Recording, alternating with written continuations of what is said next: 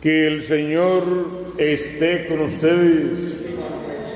Proclamación del Santo Evangelio según San Marcos. Sucedió que un sábado Jesús atravesaba un sembrado y sus discípulos, mientras caminaban, iban arrancando espigas. Los fariseos le preguntan: mira, ¿por qué hacen en sábado lo que no está permitido? A lo que él responde: ¿no han leído nunca lo que hizo David? Cuando él y sus hombres se vieron faltos y con hambre, cómo entró en la casa de Dios en tiempo del sumo sacerdote Abiatar.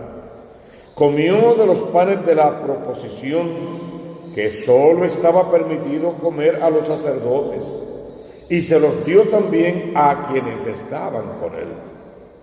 Y les decía: el sábado se hizo para el hombre, y no el hombre para el sábado.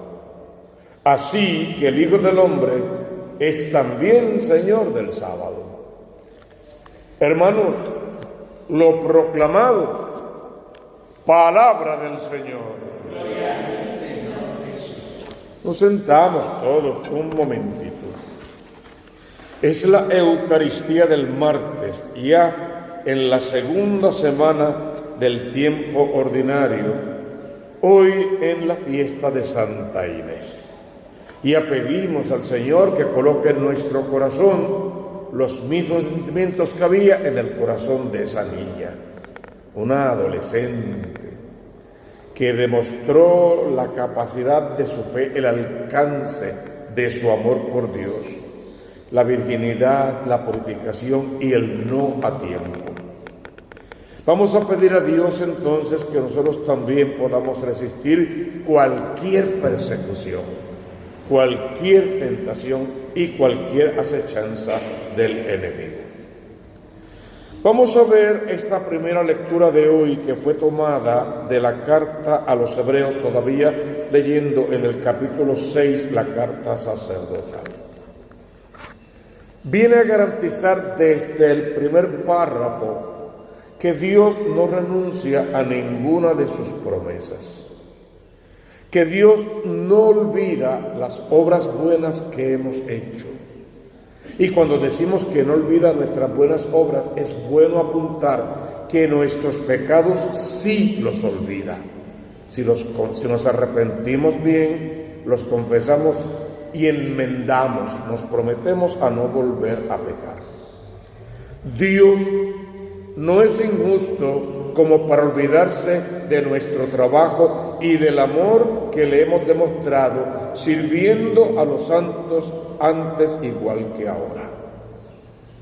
Dios no va a olvidar entonces todo el bien que hemos hecho. El llamado, ¿cuál sería? No olvidemos todo el bien que Dios nos hace. Seamos agradecidos de ese Dios, pagándole bien con mayor bien, evitando siempre el mal y sobre todo evitando hacer caer a otros en tentación y apartar a otros de Dios. Deseamos, dice el autor de la carta a los Hebreos, que cada uno de ustedes demuestre el mismo empeño, pero hasta el final. Además de todo, de esperar en el Señor, hay que mostrar perseverancia hasta el final. ¿Y el camino cuál sería? El que siempre mencionamos. Estamos llamados a convertirnos, luego a perseverar en esa conversión hasta alcanzar la santidad. Si ponemos ese mismo empeño, entonces se cumplirá en nosotros la palabra de Dios, por ende la voluntad de Dios, y podríamos tú y yo fácilmente salir a ayudar a Dios en su plan de salvación, añadir si en algo faltara a la pasión de Cristo, o sea, hacer que otras almas vengan al encuentro con Jesús. De ahí que podamos detenernos un segundo para suplicarle al Señor: no me dejes hoy ser escándalo para nadie. ni piedra de tropiezo para nadie.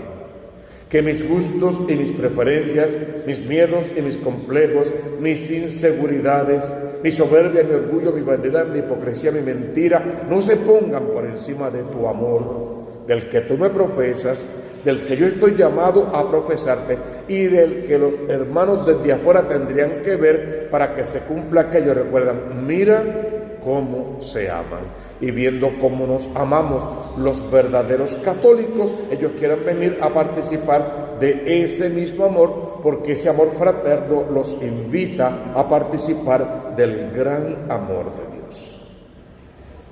El juramento por Cristo queda completamente prohibido.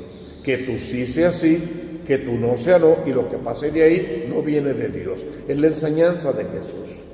Pero en el antiguo sí se juraba por muchas razones, y tenías que jurar por alguien más grande que tú, mayor, superior a ti, y tenías que conseguir 2 o 3 testigos de ese juramento. Todo eso era parte y estaba bien.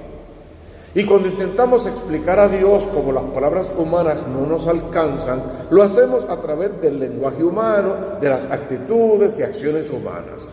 Y hoy en la lectura, el autor de la carta, haciendo referencia al antiguo, pone a Dios a jurar. Y como Dios no puede jurar por nadie que esté por encima de Él, entonces lo hace por sí mismo. Él se pone como testigo. Y eso es interesante porque al final Dios es el único testigo que nosotros necesitaríamos. Ante su presencia estamos llamados a vivir en santidad. Es interesante que dice en cosas que Dios no puede mentir, como si en otras cosas Dios sí pudiera mentir. Dios no miente en nada. Dios es totalmente lo contrario, por la milésima, a lo que es la mentira. Dios es la verdad. Entonces, en esa forma de hablar está justificando ese juramento y está diciendo que Dios, el que nunca miente, siempre irá con la verdad. Y te va a dar 2 cosas fundamentales. Te va a bendecir y te va a dar en abundancia. Créele entonces a Dios esa bendición, y al creer que te dará en abundancia también te dará los dones y los talentos que necesitas para evangelizar, para que su palabra sea llevada a todos los confines de la tierra y para que a través de esa palabra muchas almas se conviertan, muchas maneras se salven. Y luego lo pone como lo máximo de lo máximo. Ese compromiso, ese juramento, esa presencia de Dios es lo más grande, más allá de la cortina, más allá de lo inimaginable. Dios va a ser fiel, fiel va a permanecer y te invita a participar de esa misma fidelidad para que puedas alcanzar el reino de los cielos, que es la promesa por excelencia. El salmista cantaba: el Señor recuerda su alianza para siempre. Es lo que dice la primera lectura desde el salmista como oración. Doy gracias al Señor de todo corazón, en compañía de los rectos en la asamblea. Grandes son las obras del Señor, dignas de estudio para los que las aman. Ha hecho maravillas memorables. El Señor es piadoso y clemente. Él da alimento a los que lo temen, recordando siempre su alianza. Envió la redención a su pueblo, ratificó su alianza para siempre. Su nombre es sagrado y temible. La alabanza del Señor dura por siempre. Convertimos esos 3 versos en oración y le pedimos a Dios que no nos abandone nunca. El evangelio que ya hemos leído es característico. Mateo 2, 23, 28. En sábado, por la ley más depurada, no se podía trabajar, hacer básicamente ninguna cosa. Este texto es interesante porque narra cómo los fariseos, los saduceos, los herodianos y todos los demás, los escribas y demás, están al acecho para ver cada vez que Jesús o sus discípulos cometan el mínimo error y ahí caerle arriba y acabarlo. Y sobre todo acabarlo ante las autoridades. Nos confabulamos unos con otros para acabar con la autoridad. Y acabando con la autoridad, acabamos con el amor de Dios en nuestro corazón, que es la mayor autoridad a la que debemos de estar sometidos. Van los discípulos por un camino, van a llegar a otro lugar y cruzan un sembradío, parece que es de trigo. Y dice literalmente que los discípulos mientras caminaban iban arrancando espigas. Estos, queridos hermanos, los ven desde lejos y piensan que están trabajando, que están cosechando, que están cultivando, y eso está prohibido. No pudieron haber visto, por ejemplo, que iban tratando de cruzar, las espigas no los dejaban pasar, arrancaban o cortaban lo que estaba en el medio para abrir una senda en el trigal y poder ir a donde iban. Son una opción también. Siempre queremos ver lo que se nos acomoda mejor para justificar nuestra posesión, no importa con quién acabemos, que es lo más triste de todo. Pudieron haber visto que estaban sacando los obstáculos del camino, era una posibilidad.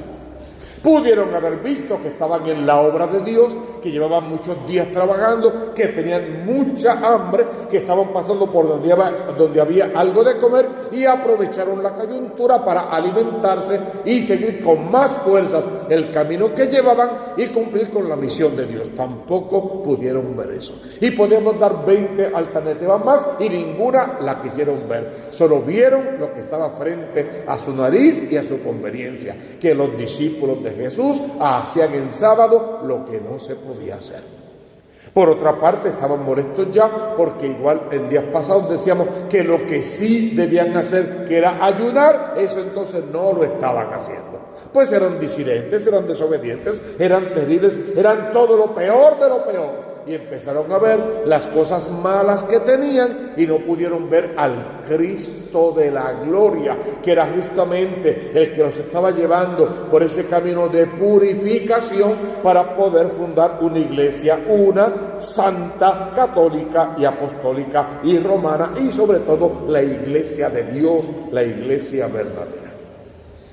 Que no me pase a mí, Señor, que no nos pase a nosotros lo mismo que a estos ciegos, para que podamos verte con el alma de verdad y conociendo tu palabra y cumpliendo con tu palabra, no seamos obstáculos nunca jamás, no sembremos cizañas nunca jamás, no hablemos por la espalda de los demás dañando la obra que tú quieres hacer, sino que por el contrario trabajemos unidos, juntos, como un solo hombre, como una sola iglesia, en el nombre del Cristo único, Dios verdadero, y siempre por la salvación de todas las almas. Ahí Jesús le da dos ejemplos de lo que pasó antes, sobre todo el de David, como él y sus hombres comieron de los panes reservados a los sacerdotes, porque la obra de Dios, el ejército fuerte de David, en aquel momento hacía más falta que unos panes reservados en un lugar. Entonces les dio ejemplos como esos para hacerles ver que el sábado se hizo para el hombre, que no fue el hombre el que se hizo para el sábado, que la ley tiene que estar en función de la salvación, si no, no tiene sentido, que Jesús es el Señor del sábado, que Jesús es el Señor de la ley y que es quien al final va a interpretar esa ley para que todas las almas se salven. Busquemos que el amor de Dios permee nuestra vida, que seamos tocados por su poder y por su presencia, que estemos alertas ante su amor y que solo pasemos por el mundo pisando firmes sobre la huella del Maestro, para que nuestros hijos que nos siguen pisando sobre nuestra huella que está enmarcada en la del Maestro también alcancen salvación. Todo lo pedimos por Jesucristo nuestro Señor.